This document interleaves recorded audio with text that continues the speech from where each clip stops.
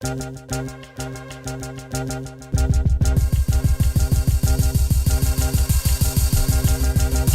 it comes to sports and video games, Electronic Arts is by far one of the most prolific publishers in the space, with annual titles like Madden and FIFA. Not only are these games officially licensed titles that include the big leagues and superstar athletes, but they are also some of the best-selling games every year. Although some fans dislike the repetitive releases and microtransactions, these games continue to be the biggest sports simulators among their competitors. While today EA is more likely to be known for its Battlefield shooters and previously mentioned sports series, they were once well known for other sport-related titles that didn't play by the rules. These titles were under the banner of EA Sports Big, a subdivision of EA that focused on arcade-style games like NBA Street and extreme sports like SSX. These games were known for their over-the-top gameplay full of flashy tricks and a set of soundtracks that defined an entire era of EA, which hasn't been seen since the label's last entry in 2008.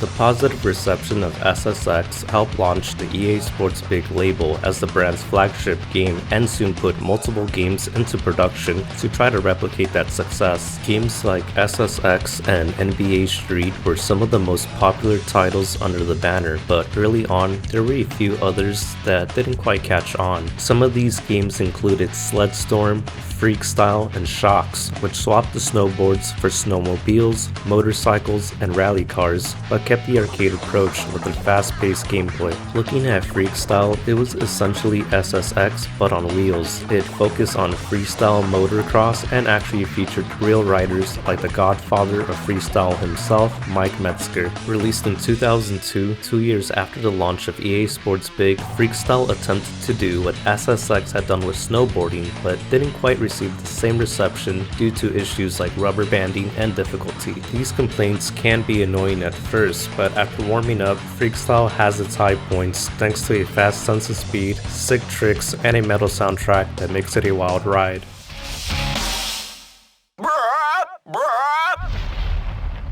Freekstyle challenges players through its circuit mode, which includes 14 stages that combine racing, freestyle, and a combination of the two throughout courses in the US. We're gonna make you jump over molten steel, dodge stray rockets, and battle creepy little gnomes if you want to become a Freekstyle legend. While there's only 6 racetracks, they all feel different from one another, like an industrial area, a casino city, and a launch site, which have several shortcuts to discover and ramps to pull off tricks. The first half of circuit mode can get repetitive because each stage must be played 3 times in order to move on to the next one before reaching the first freestyle stage. There's no time for sleep here at the crash pad. Here, you are free to pull off your sickest tricks to beat the set score before time is up. These maps were a nice change of pace because it allowed you to focus solely on freestyle with over 100 tricks to combo and tweak for big points. The next 6 stages feature the same racetracks, but now, not only do players need to finish in first, they also need to hit the target score. After these last laps, it's on to the final freestyle stage where players are free to freak out in the burbs. Completing the circuit mode unlocks courses and riders to play in other modes, which together with the trick system is where Freekstyle really shines. The gameplay is similar to SSX, where players are primarily racing, but also have to perform tricks to fill their boost meter for max speed. There's also the freakout meter, which allows for infinite boost for as long as tricks are performed, but the high speed can be tricky and cause players to wipe out. The freestyle levels add some variety with trick sessions in between races, but leaves more to be desired. record. This is something that the creator of SSX touched upon in an interview regarding EA Sports Big. He mentioned that some people at EA got too excited about ideas and started building out all of the content before they really defined the fine touches of the game. Unlike SSX, that came out of the gate with high scores, Freekstyle had a rough start and unfortunately never saw a sequel to improve, but it still remains a childhood favorite for some fans. This is Funkmaster Flex, and it's time to separate the men from the boys.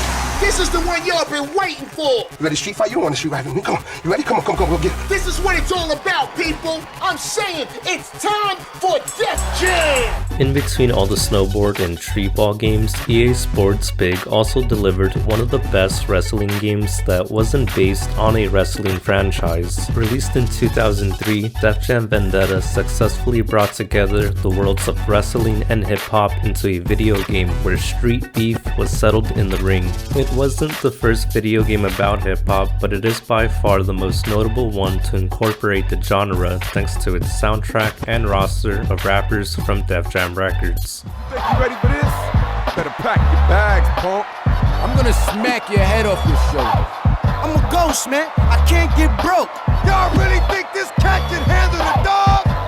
Originally meant to be a World Championship Wrestling video game, the rights to the title were lost during a buyout which left the developer without a license for the wrestling game. Fortunately, some hip-hop heads over at EA knew people over at Def Jam Records. Coincidentally, the record label was also interested in making a video game, so together with EA, they released a game often regarded as one of the best hip-hop video games ever made. Developed by Aki Corporation, who are known for several other wrestling games, Jam Vendetta used their wrestling engine to host the new underground circuit of hardcore brawling. Vendetta has 3 ways to play with story, battle, and survival mode. Story mode is a good start to unlock characters and warm up for the real fight. The story mode features 4 playable characters, but the events are all the same. There's a series of fights against a mix of original characters and the Def Jam roster. The story is centered around a street fighter who is helping out a friend by fighting in the ring to pay off his debt to D-Mob, the Fight Club boss. But nobody ever beats me.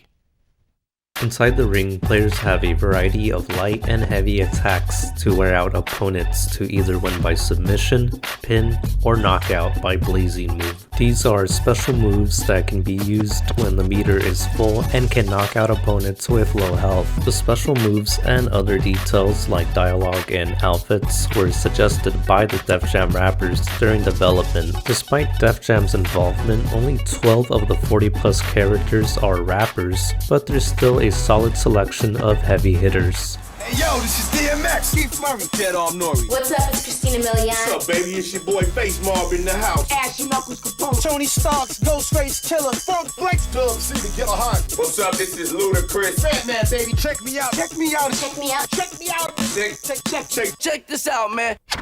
Jam Vendetta is one of the only games to start under the EA Sports Big label to have a sequel outside of the banner. Released in 2004, Def Jam Fight for New York expanded the roster, improved the gameplay, and added additional modes. However, over the years, the price of Fight for New York has continued to increase as high as $200 for a copy, but the first game remains at a reasonable price. Fans have begged for a remaster or a re-release, but chances are slim due to the complications of licensing. On more than one occasion, the Def Jam Twitter account did tease a game announcement, but fans were left disappointed as nothing came out of it. The Def Jam series might be the least likely to return, but based on its premise alone, it's worth booting up the PS2 or GameCube to step in the ring as your favorite Def Jam rapper.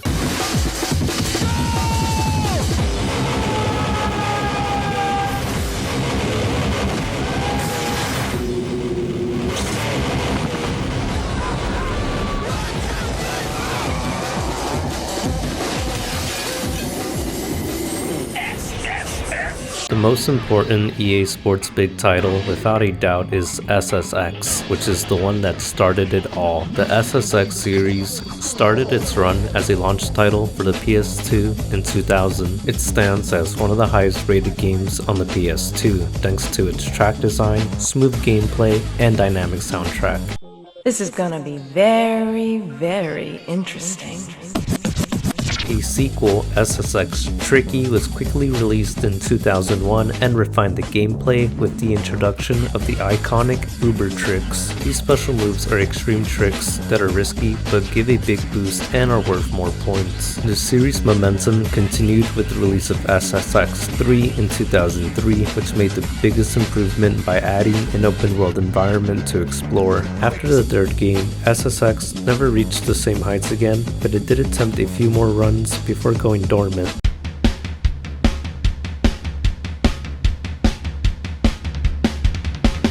Released in 2005, SSX on Tour was the fourth entry in the series, which took a slight departure from the previous games. The open world was removed and the colorful cast of characters were relegated to the background. The usual electronic soundtrack added rock and hip-hop tracks too. It also had a new look with a sketchbook theme, and it added a custom character for the new tour mode. This mode follows the player's character as they join the tour and try to work their way up the ranks to become number 1. Although the open world was gone, it did add a new mountain full of skiers, several new areas to explore, and events to complete. Finishing these events increase your rank and award money for character gear and upgrades. The events range from standard races and trick runs to a variety of more creative challenges like getting 20 seconds of airtime or grinding a certain amount of rails. The gameplay remained mostly the same, but some details were changed. Uber tricks were renamed to monster tricks and added a slow motion effect for perfect landings. There's a bigger focus on combos, which together with the monster tricks can lead to a long string of points. There was also the inclusion of Mario, Luigi, and Peach as guest characters only found in the GameCube version. SSX on Tour didn't break any new ground like the previous games, but the good gameplay and easy tricks makes it an ideal starting point for new players. On this round, are you points?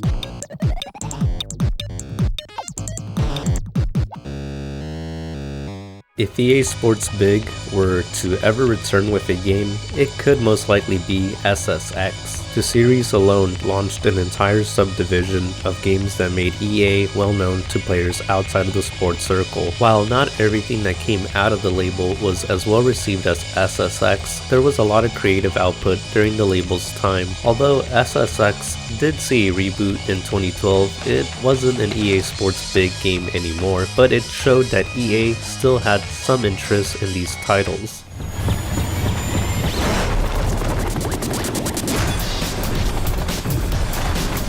After all, unlike NBA or FIFA Street, SSX is one of the only games under the label that doesn't have a major license involved besides the soundtrack. Even if they never release a new game under the label, it's still a possibility to re-release some of the older ones to keep those games relevant and make them available for a new audience.